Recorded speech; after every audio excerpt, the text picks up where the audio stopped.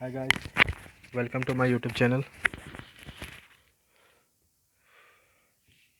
आज हम लोग सीखेंगे greatest integer function which is one of the most important topic.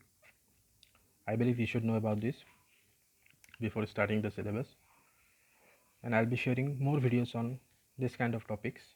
The basic concepts about functions, the basic concept about मतलब जो छोटा छोटा कॉन्सेप्ट रहता है आप लोग को जानना चाहिए before you start the syllabus of class 11 और क्लास 12।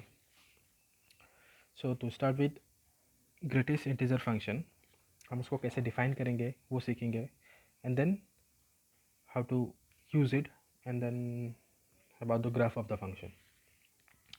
सो फर्स्ट डिफाइन कैसे करेंगे, देखिए, let x be any real number.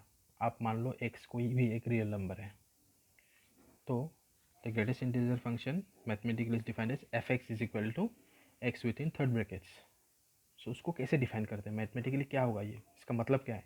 So greatest integer function of x will be equal to n if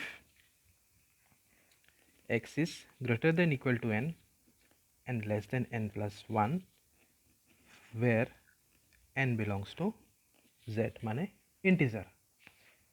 okay, n कोई भी, अगर n कोई भी एक इंटीजर होता है, n x lies between n and n plus 1, n and n plus 1 मतलब to consecutive integers, then x will take the value of the smallest one which is n।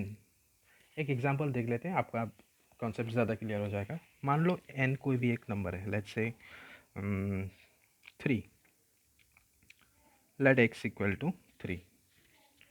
तो greatest integer function of 3 will be equal to how much, see x is equal to 3, let's say x is 3, so it will be what, it will be less than equal to 3 and obviously, sorry, greater than equal to 3 and less than 4, so it will take the value of 3.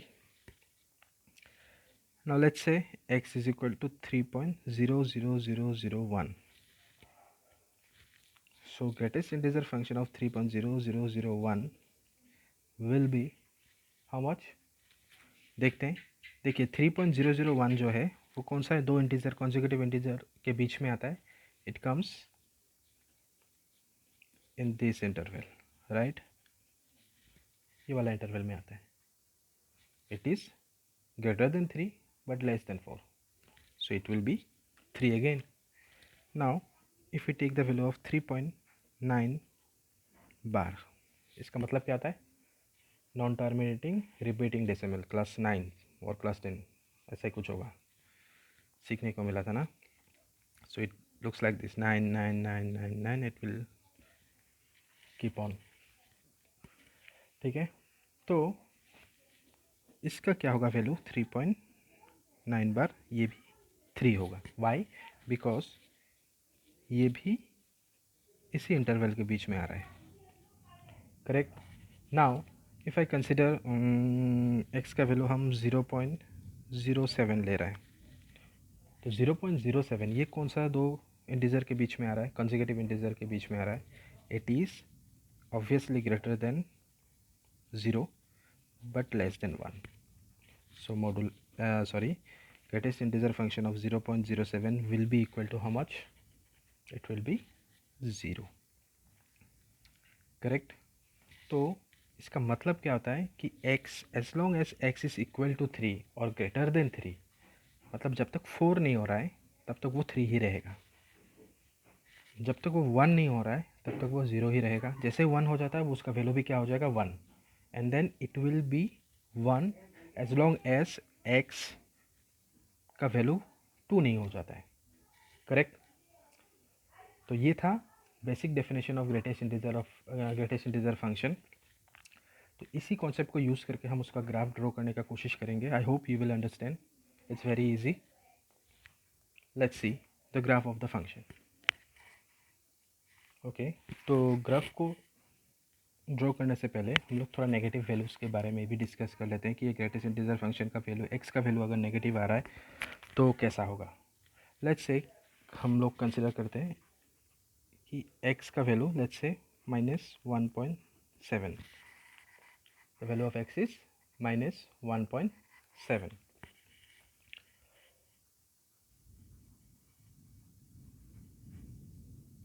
तो आप देखिए if the value of x is -1.7, तो आप देखिए कि -1.7 कौन सा दो कॉन्जिक्यूटिव इंटीजर के बीच में आ रहा है.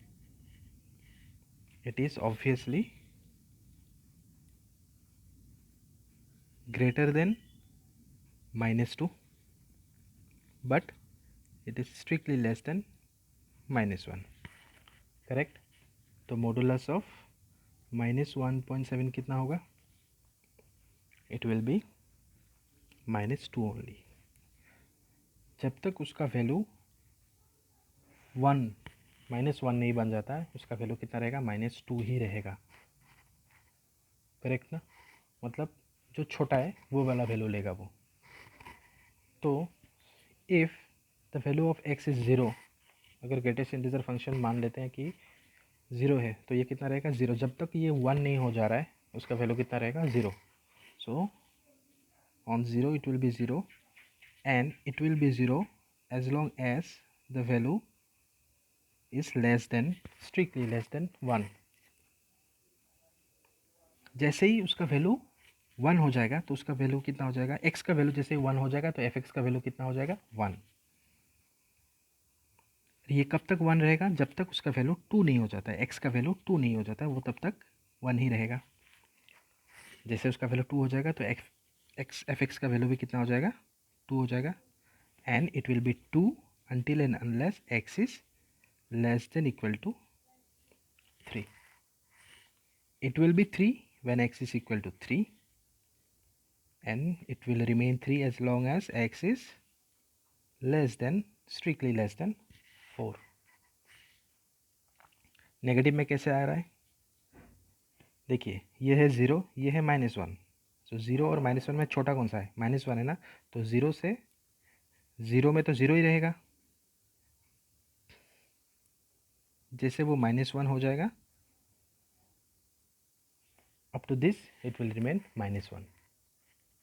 करेक्ट. ये -1 कब तक रहेगा? 0 जैसे ही, जब तक the value is not equal to 0 it will remain -1. इसको उल्टा शुरू करना है क्योंकि छोटा से शुरू करना है. When the value of x will be -2, it will B -2 and it will remain -2 as long as x is strictly less than -1. जैसे -3 हो जाएगा वो क्या हो जाएगा? -3, and it will remain -3 as long as x is strictly less than -2. क्योंकि देखिए आपको x को from left to right increase हो रहा है ना, तो ऐसे अप्रोच करना है. At -4 it will be -4. ये कब तक -4 रहेगा? जब तक वो 3 नहीं हो जा रहा है. अभी आप फंक्शन को देखिए. At x equal to -4 it is -4. It is -4 as long as x is less than -3. जैसे वो -3 हो जाएगा वो कितना हो जाएगा? 3 हो जाएगा. It will jump to 3. और वो तब तक 3 रहेगा जब तक x का वैल्यू कितना हो रहा है? -2. जैसे -2 हो जाएगा x का fx का वैल्यू भी -2 हो जाएगा. Correct. And it will remain -2 as long as x is strictly less than -1. When x is equal to -1, fx will be -1 and it will remain -1 as long as x is equal to 0. Like this, it will keep on going. And this is the graph of the greatest integer function of x. तो इसमें हम लोग कुछ चीज़ सीख सकते हैं. Like you can say that between any two consecutive integer, the greatest integer function is always continuous. है ना. कोई भी आप दो इंटीजर ले लो, let's say -1 and -2, it will always remain continuous. ये कॉन्टीन्यूस फंक्शन क्या होता है क्या नहीं होता है ये हम लोग बाद में सीखेंगे. जस्ट मैंने ऐसे मेंशन कर दिया ताकि इसको हम रेफरेंस के हिसाब से दूसरे वीडियोस पे यूज़ कर सकें.